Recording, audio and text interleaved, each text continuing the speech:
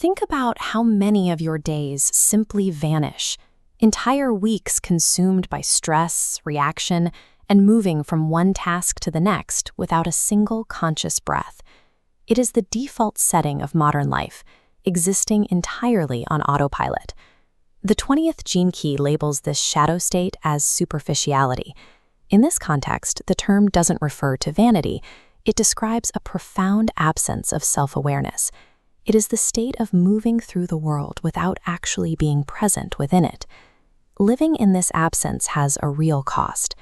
When we finally pause and look back over our lives, we often find a debris field of broken relationships and neglected dreams, hurt caused to others simply because we weren't paying attention.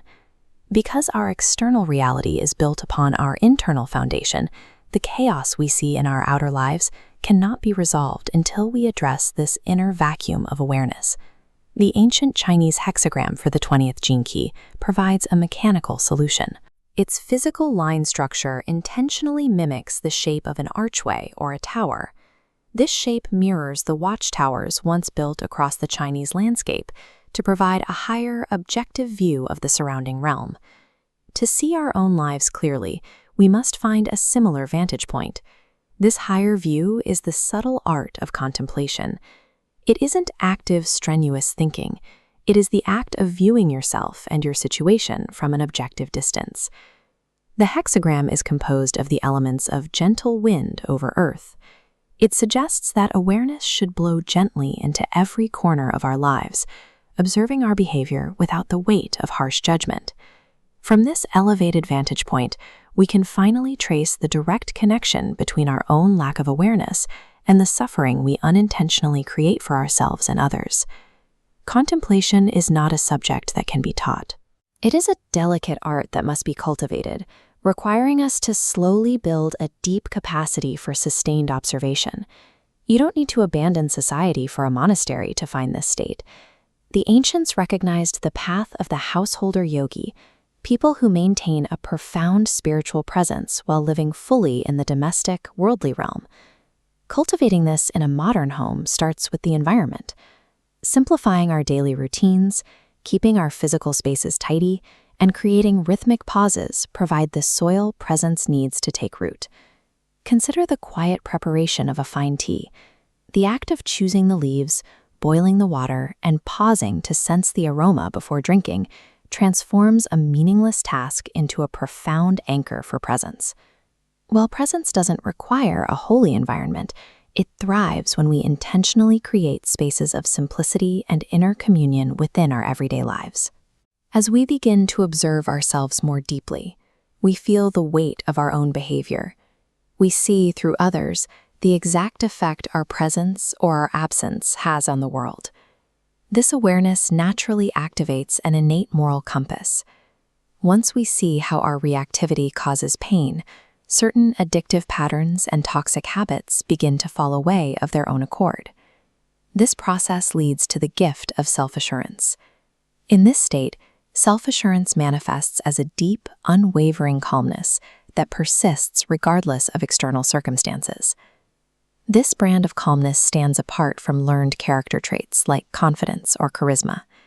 It is a palpable, integrated presence that immediately draws notice simply because it is so rare in an overstimulated world. True self-assurance serves as a direct evolutionary buffer. It allows us to face the challenges of the day with equanimity, moving through the world with a clear sense of purpose. The final stage of this path is the siddhi of presence. Here, the effort ends. You are no longer the one viewing your life. You simply become the awareness itself. The Taoists called this zhujian, the state of being self-ablaze or spontaneously arising. It suggests that the highest level of presence requires absolutely zero willpower. Watch a single leaf falling to the ground in autumn. The tree has let it go, and the leaf is utterly surrendered to the moment. True presence is a letting go that happens to you, rather than something you do. Reaching this state requires surrendering the urge to force our own progress. We must allow the tree of life to let us go.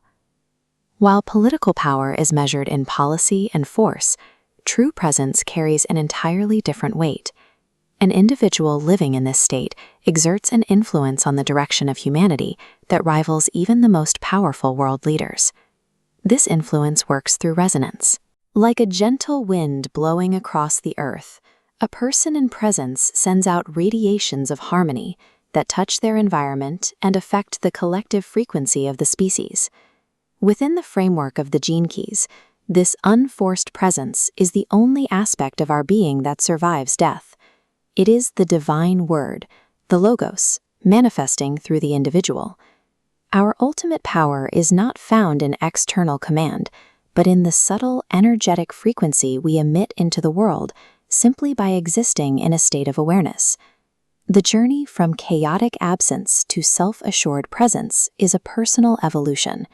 It is about seeing the superficial nature of our lives with total honesty and moving toward a more integrated way of being. Start by simplifying. Create the soil for presence by tidying your space and finding a daily tea ritual. These small pauses are where the new awareness takes root. Presence is everywhere, ringing out in the fragrant days of spring and gloom of winter nights. As Rabindranath Tagore observed, this divine awareness is constantly arriving in our hearts. He comes, ever comes.